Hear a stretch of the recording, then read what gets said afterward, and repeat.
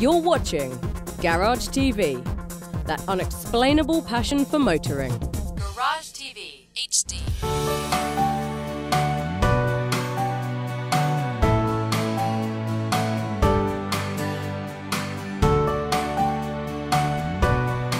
What you're seeing behind me is the new Mazda CX-5, the Grand Touring. And yes, I want to apologize for wearing this awesome leather jacket because it is winter in Miami and it's about 59 degrees. But let's go on with the car. That CX-5 right there is an awesome machine. In the past I might have said that I didn't like it too much, but I wasn't seeing it in this color with those wheels. There is a difference with this one. The engine and the fact that it's amazingly beautiful to look at in this red color. Other things about it, well, those 19-inch rims. Just amazingly beautiful. Other things about this car, as you can see, it's just amazing. I even like the black outlines on the bottom and in the front. It's just beautiful. Other things about it, well, this is the all-wheel drive model, which means you can go off-road a little bit and enjoy yourself. Unfortunately, this one only has the 6-speed automatic transmission, and you can't get it in the manual.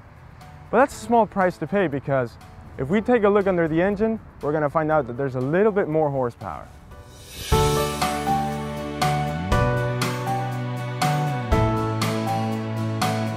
Last year, I had a bit of a problem with the front end.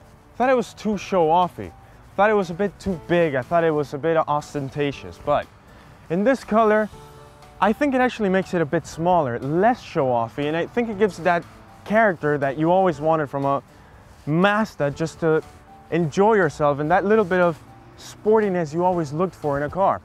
Other things about it, well, the lines over here. So you can see, the lights actually look better in this color. It gives it a bit of character, and good character, and it doesn't have any problems with it. And other things, like I mentioned before, the lines. Looks like Air styled them. Even the door mirrors, I actually like the door mirrors. They're not in like in the Range Rover Evoque. As you can see, they're actually styled better. They're a little bit smaller. They look great.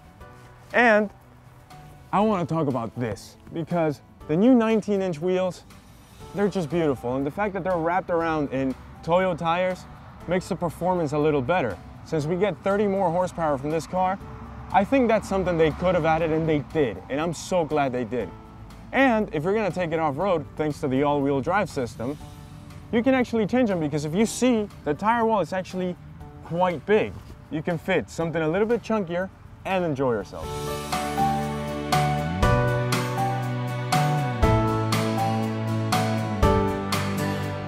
For the interior, well, you're not going to be expecting much because this is a Mazda, but you do get a lot of leather in here. This being the Grand Touring is a standard option actually.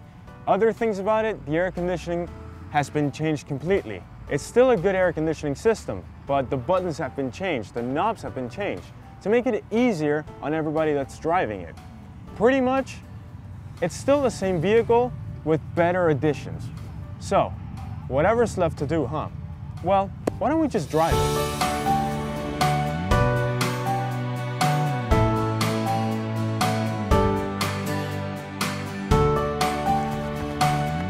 Right, so this year Mazda was nice enough to forget about the 2-liter for the Touring and the Grand Touring, and they've given us an entirely new engine.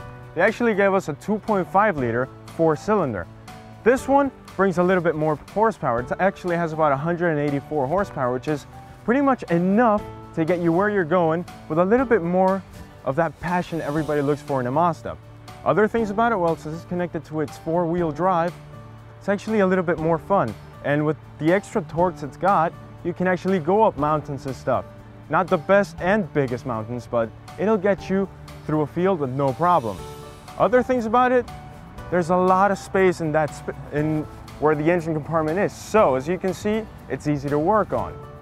And it's still a Sky Active, which means you're going to be saving a lot of energy everywhere else. As you're braking, you're going to get the radiator to fix or to charge your battery instead of making the engine force itself and give you more energy everywhere else you need it. So with that, you save a little bit of fuel. And with this engine, you pretty much don't lose any of the miles per gallon. You still get 32 miles per gallon. The other one was 35.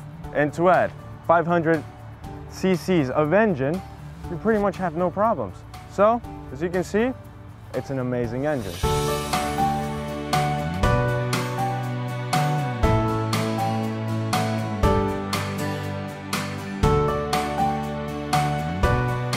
Alright, so let's go take it for a spin and see what this is like to drive, because last year I remember pretty clearly that it was a great driver's car, but the only problem was that it didn't have enough power.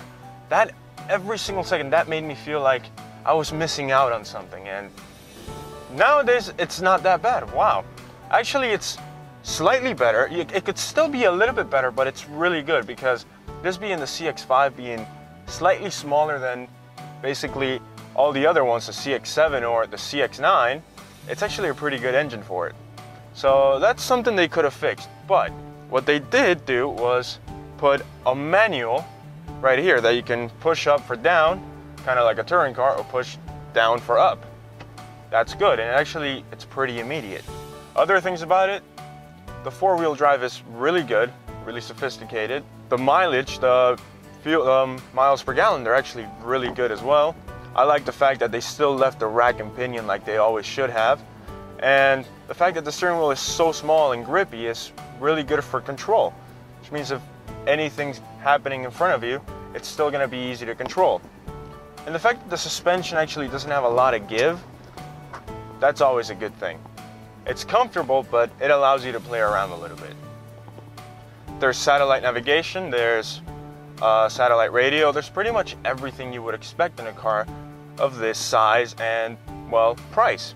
Because you'll be getting this car for a little over $25,000, which is relatively cheap.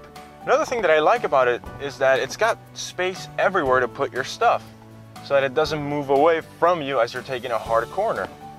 And the fact that the material is so well done and it's gonna last forever, that's something pretty much priceless right there. And that's pretty much it. I mean, it's extremely simple, extremely fun to drive, and really comfortable. Hopefully next time we'll do a review, it's not 59 degrees. So, I'll see you guys next time.